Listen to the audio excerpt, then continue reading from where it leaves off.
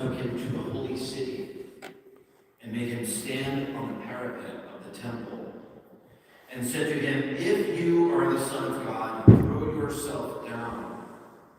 For it is written, he will command his angels concerning you, and with their hands they will support you, lest you dash your foot against a stone." Jesus answered him, "Again it is written, you shall not put the Lord your God to the test." Then the devil took him up to a very high mountain and showed him all the kingdoms of the world in their magnificence. And he said to him, "All these I shall give to you if you will prostrate yourself and worship me." At this, Jesus said to him, "Get away, Satan. It is written, the Lord your God shall you worship, and him alone shall you serve." Then the devil left him, and behold, angels came and ministered to him. The Gospel of the Lord. Praise you.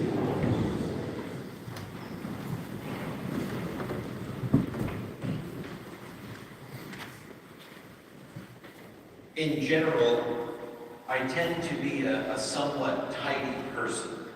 I don't like a lot of clutter. Personally, I don't have a lot of stuff other than books and black clothes. I don't like have anything that I'm into that I collect, again, other than books. And I try to keep things like pretty neat, you know, like my closet's pretty well organized, my drawers are pretty well organized, like all of that stuff. Except there's always an exception. I am admittedly and notoriously a messy desk person.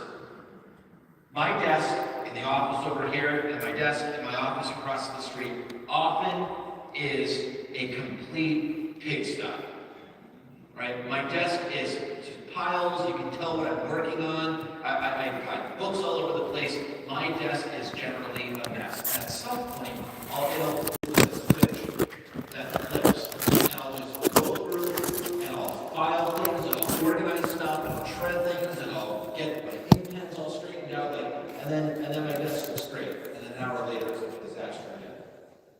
So early last week, I had the 6:30 mass, I think Monday or Tuesday, I can't remember which day. And I went over to my office next door in the rectory, and I made a cup of coffee, and I was like the Tasmanian devil. I just whoosh, blew through my office. In about 45 minutes, my desk looked perfect. So Kathy comes to work in the office, and she said, "Who's coming?" I said, "What are you talking about?" The only time you clean your desk is when you don't want someone to think that you're a slob. She's right. We're here on this first Sunday of Lent. We're at the very beginning of this season of grace and transformation. This season is a time of incredible grace. Why? Because what we allow ourselves to do is to allow, like, the messy desks of our lives to be put back in order, not by our own initiative, but by what the Lord chooses and desires to do in us. Every year, on the first Sunday of Lent, the Church's scriptures always give us an account of Christ being in the desert, Jesus taking 40 days in the desert. And in this year, in year 8, St. Matthew's Gospel gives us the account of the triple temptation that Jesus undergoes while he's in the desert. What's going on here? What I love about the parallel of the Gospel and the first reading is that in many ways they're quite similar.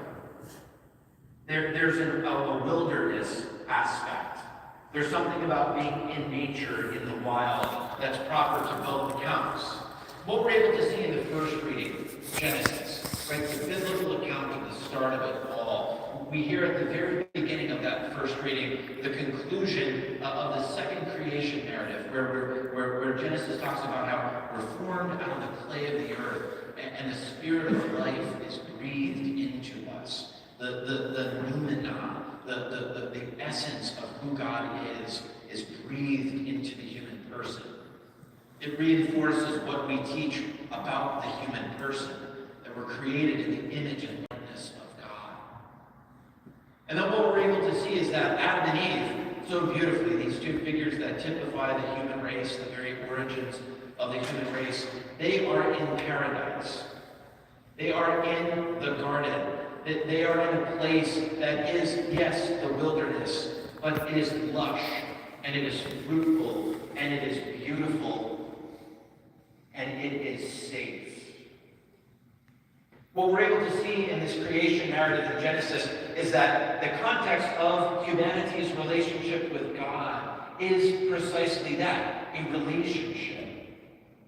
And what you and I also know is that every relationship in some capacity always undergoes a test. And what we're able to see in this first reading is that primordial, that fundamental Alright, test. I gotta go. Catch you later. This will be posting live right now. See, the enemy always comes to try to trick us where and when we are most vulnerable. That's precisely what evil is. Evil